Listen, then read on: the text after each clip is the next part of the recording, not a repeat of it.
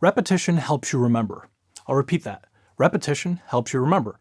One of the easiest ways to remember anything is through repetition. Think about songs. How do they get stuck in your head? There's probably a song I could put on right now that you haven't heard in years, but you remember the lyrics of the song. How does that happen? It's all about repetition.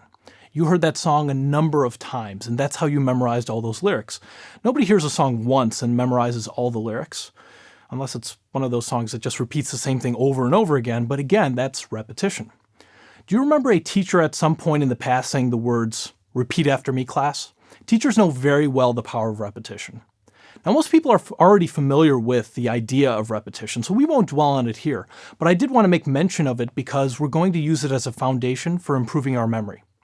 So if you want to remember something, you need to find ways of repeating or rehearsing that information.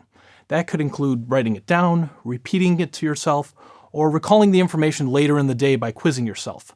Believe it or not, the mental effort you make to try and recall something is actually a form of repetition, and that helps reinforce that information in your memory. So keep in mind that repetition is a good way to improve your memory.